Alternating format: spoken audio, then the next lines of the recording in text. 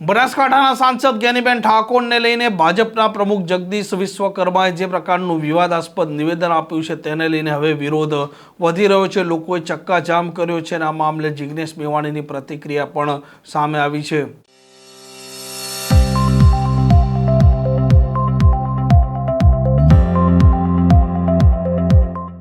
નમસ્કાર, આપ જોઈ રહ્યા છો હોટલાઇન ન્યૂઝ અને હું છું આપની સાથે તોફિક ગાંચી। બનાસકાંઠાના સાંસદ જ્ઞાનીબેન ઠાકોર છે તેમને લઈને ભારતીય જનતા પાર્ટીના પ્રદેશ પ્રમુખ જગદીશ વિશ્વકર્માએ જે પ્રકારનું એક વિવાદાસ્પદ નિવેદન આપ્યું છે તે નિવેદન હવે દિવસે ને દિવસે તૂલ પકડી રહ્યું છે અને સાંસદ જ્ઞાનીબેન ઠાકોરે પણ આ ભાષાને લઈને વિરોધ દર્શાવ્યો છે અને તેમણે માફીની માંગ કરી છે। જો કે આ દિન સુધી જગદીશ વિશ્વકર્માએ કોઈપણ પ્રકારની આ નિવેદનને લઈને માફી નથી માંગી, પરંતુ હવે લોકલ લેવલે વિરોધ વધી રહ્યો છે અને બનાસકાંઠામાં પણ આજે લોકોએ રોડ રસ્તા પર ચક્કા જામ કર્યો છે અને એક જ માંગ છે કે જગદીશ વિશ્વકર્મા માફી માંગેના મામલે હવે આકરી પ્રતિક્રિયા ધારાસભ્ય જિગ્નેશ મેવાણીએ આપી છે।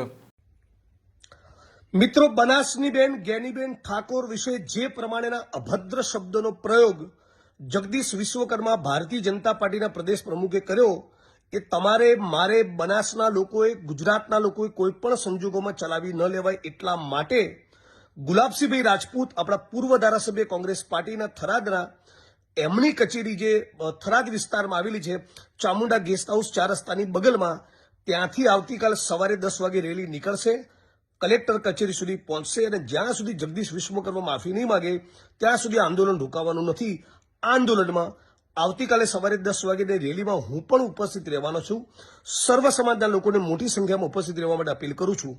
આત્મસન્માનની આ લડાઈમાં, બનાસની બહેનના આ સ્વાભિમાનની લડાઈમાં કોઈ સમાધાન કરવામાં નહીં આવે। આમ જે પ્રકારે જગદીશ વિશ્વકર્મા છે તેમણે આ મામલે નિવેદન આપ્યું છે ત્યારથી તે પોતે હજી સુધી કંઈ બોલ્યા નથી અને ભારતીય જનતા પાર્ટીના એક નેતા કે પ્રવક્તાએ પણ આ મામલે કોઈ ટિપ્પણી કરી નથી। આ પ્રકારના સમાચાર માટે હોટલાઇન ન્યૂઝની આ ચેનલને લાઇક, શેર અને સબસ્ક્રાઇબ કરવાનું ભૂલતા નહીં। નમસ્કાર। આવા પ્રકારના વિડીયો તમને જોવા ગમતા હોય તો હોટલાઇન ન્યૂઝ ચેનલને લાઇક, શેર અને સબસ્ક્રાઇબ કરો।